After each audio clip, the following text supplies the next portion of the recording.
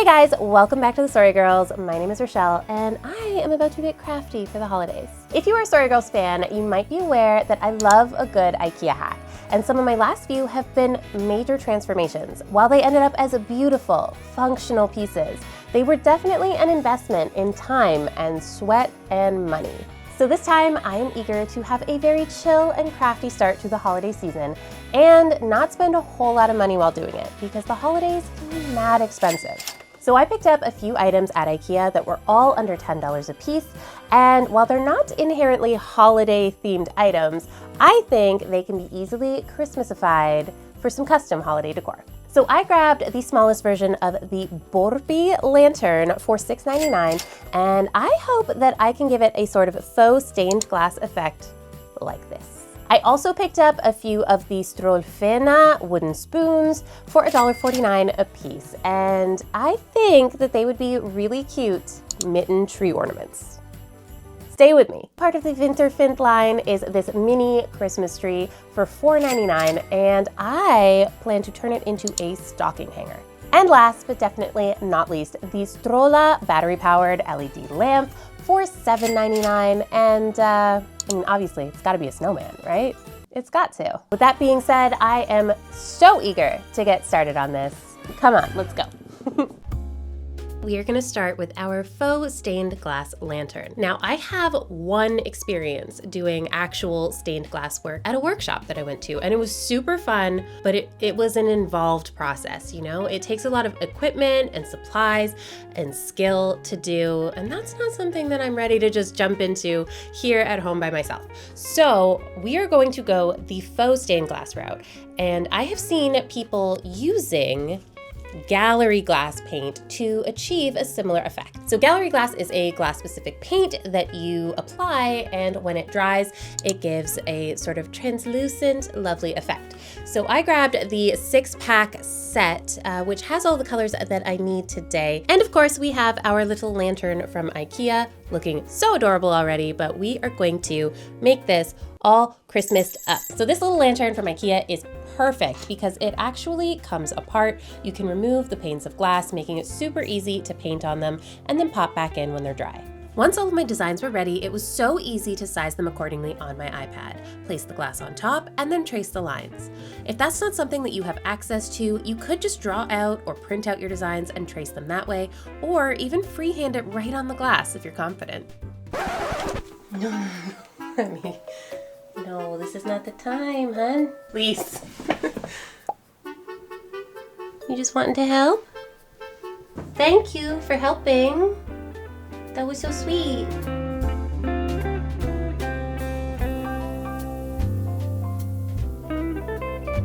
Okay, so I've got all of my outlining done, and I put them in this little tray here so that I can put them somewhere where Lou will not be able to reach them. As helpful as she is, I don't think that cat hair is going to be a good look for this particular project. Now, I've read where you want to let the liquid letting dry for 8 hours, but I've also seen it where you're supposed to let it dry for 24 hours.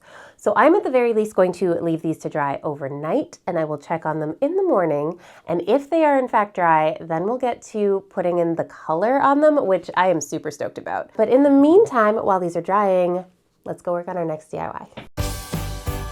So every time that I've gone to IKEA recently, I have gone through the kitchen department and thought that these wooden spoons looked a little strange, because to me they look like something that maybe wooden spoons shouldn't really look like, and that is mittens.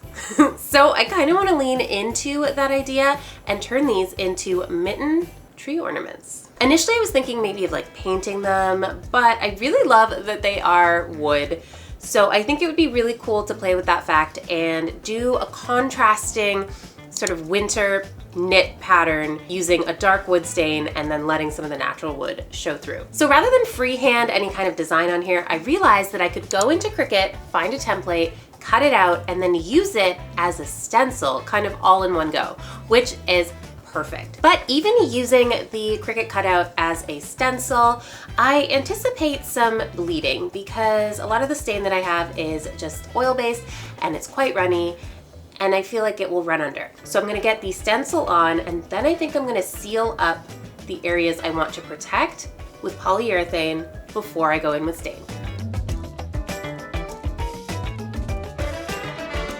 All right, so I've got my stencil set on my one spoon, front and back, but I realized I could take the inner portion of this design and put it onto another spoon to get the sort of corresponding kind of matching set. And since I've got two spoons, I think it's a great opportunity to do a little bit of a test because I haven't done this before. So I'm gonna go ahead and seal this one with the polyurethane, and I'm not gonna seal this one, and we're gonna go straight in with the stain and see what happens.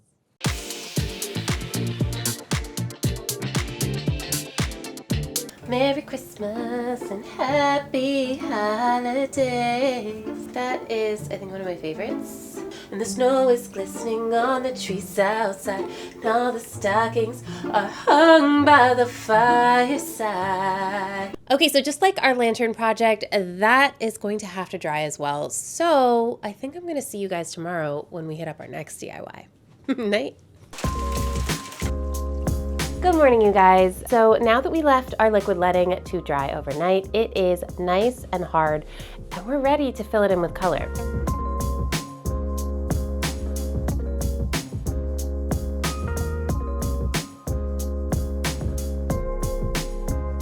Okay, so I've got the green and the red and the white. The only problem is that I have a Christmas tree, and this tree has a trunk, and I didn't want to buy a bottle of brown just for this itty bitty little part of the pane right there. So I was thinking, since in theory, if you mix red and green together, you should be able to get brown. And I've got black if it's too light.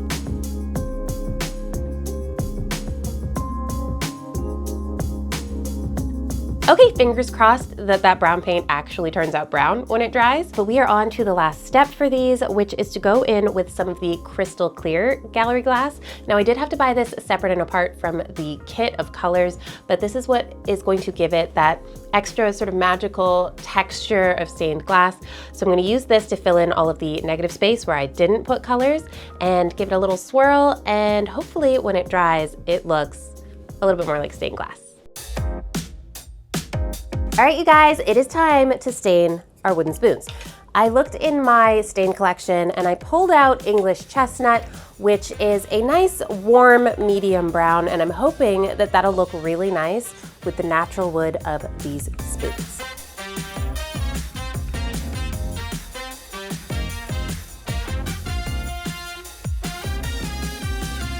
Now to let these dry again before we can finish them up. But the stained glass panes are dry, so I can pop those in and see how the lantern is looking.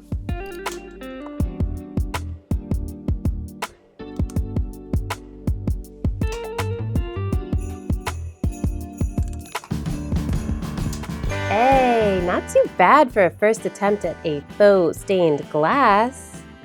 Honestly though, on a piece of glass this size, I might recommend doing a design like this that's a little bit more simple, so that way you get to really see the details, because, it gets a little bit lost when you get a little bit too complicated. Okay guys, the stain on our spoons is dry, so I think it's time to peel off this vinyl. I am so excited to see what this looks like underneath. I don't know about you guys, but I find that weeding vinyl can be such a calming process. Let me know if you love it or hate it. To finish these ornaments, I cut off the handle of the spoon and screwed in a little eye hook so I could add this ornament hanger.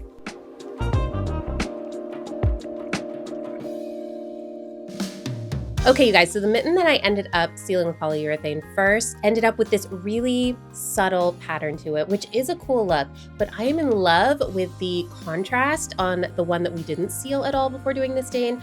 I didn't have any problems with bleed through, so that is the one that I would definitely recommend trying.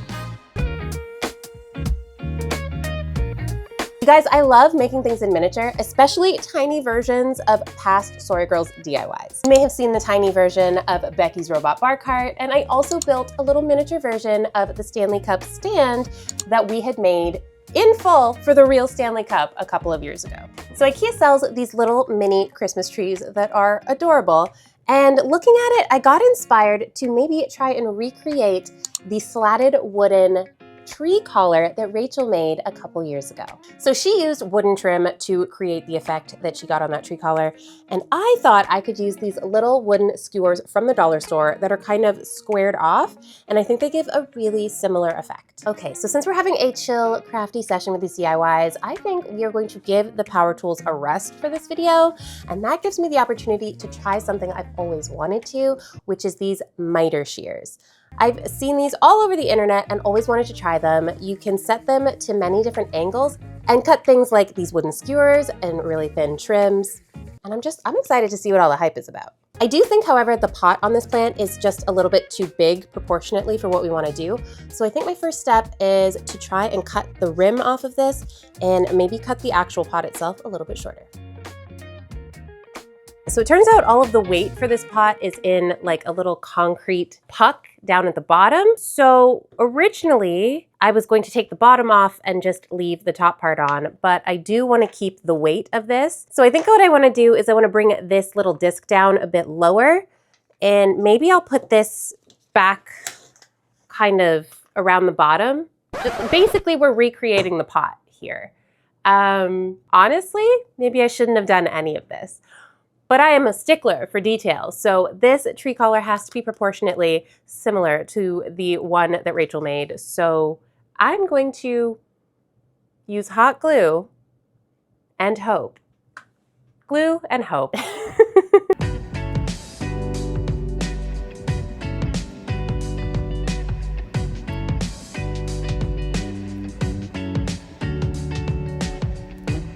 Okay, so we've got our tree base put back together in a much better size for our project.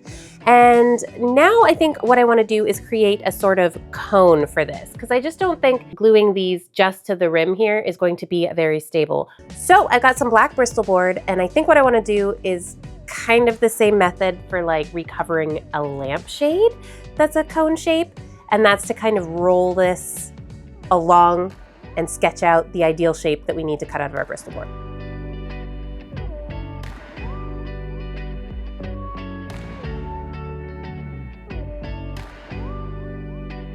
The shape of the cone is a little rough, but I am hoping that just by gluing these little pieces of wood all the way around, it will give us the effect that we're looking for.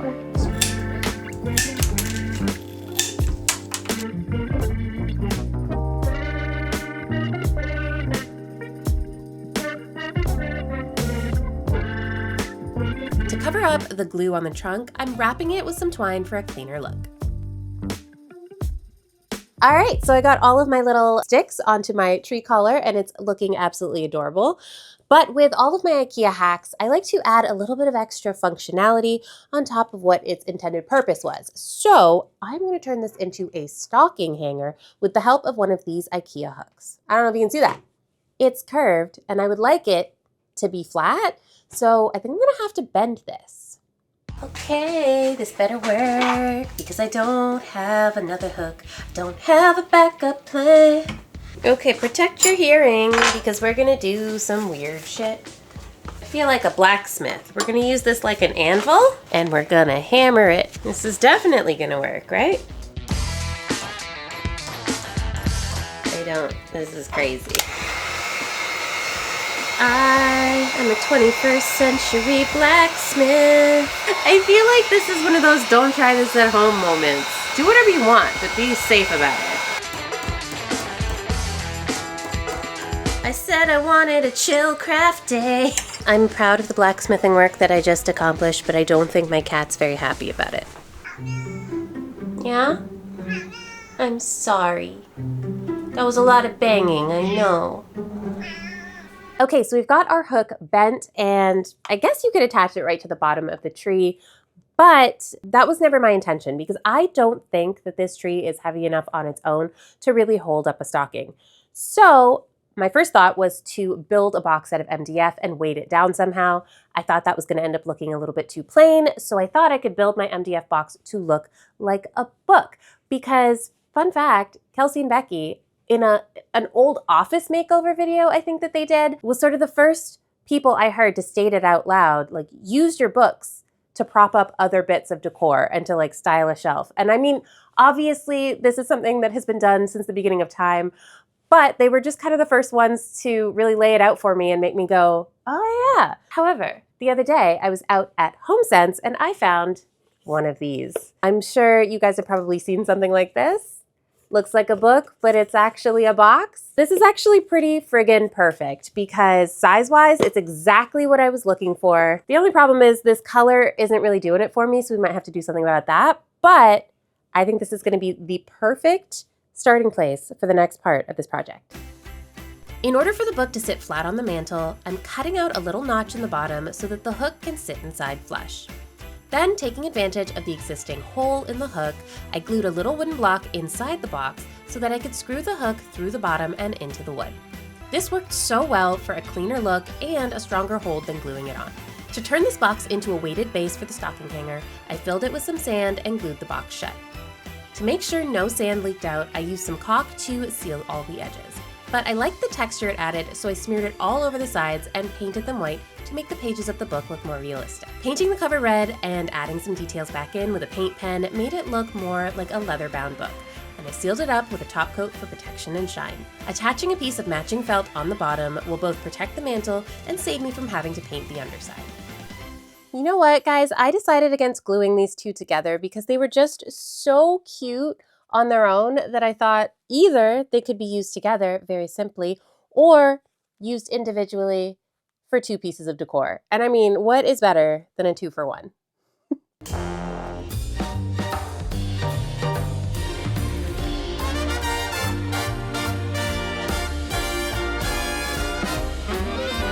A mini recreation of a SorryGirls project would be the perfect gift for the TSG fan in your life. But if you need another gift idea, the SorryGirls Ultimate Room Makeover course is so smart if you know anyone who's been struggling with designing their space. This course breaks it all down, teaching you to use what you already have and how to stick to a budget. Plus, today is the last day of the Cyber Monday sale. And yes, I know it's Tuesday, but we upload on Tuesdays, not Mondays, and I wanted you guys to be able to get in on this deal. Use the code 30OFF to get 30% off the Ultimate Room Makeover course. It ends today. It ends today. You gotta go do it. Go do it! Okay, you guys, the kitchen department at IKEA was not the only one where something caught my eye and was like, I could be something else, something wintry. This new Strola battery-powered lamp is screaming to be a snowman. Am I right? Look at it. Look at this thing. That's a snowman if ever I've seen one. I don't think I want to do too much to it because I have been seeing a trend of these really minimalistic snowmen out there. I first saw a picture on Crate & Barrel, but then when I was out and about, I saw one in Home Depot and I saw one in HomeSense. So I think we're onto something here. So I just know that he would look very cute with a little nose and some wintry accessories, maybe like a hat and a scarf. Starting off with the hat, I want my snowman to be sophisticated, so I gave him a beret. I'm just using some white felt and cutting 2 identical circles, but cutting the middle out from one of them. Then I'm simply sewing my 2 pieces together around the edge and turning it right side out. I added the classic little loop on top because there's nothing I like better than adding the tiniest of details to the tiniest of projects. Then for the scarf, I used a small crochet hook and some embroidery floss to crochet my snowman the cutest little simple scarf because a simple scarf is really the only thing I can crochet. Oh my God, you guys, look at him in his little crochet scarf and his felt beret. I think he looks so adorable. And I think I like him without the nose. I don't think I'm gonna add a nose to him. And the bonus of that is that when the holidays are over, I can take off his wintry accessories and just have him as a lamp all year round.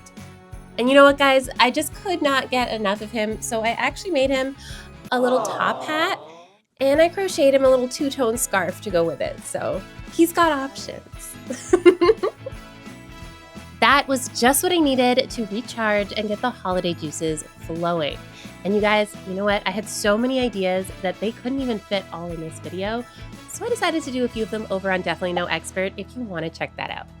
Thank you so much for watching. I hope you enjoyed this video and keep an eye out for next week when Kelsey is tackling an entryway makeover that you are not going to want to miss. Happy holidays to you. Bye.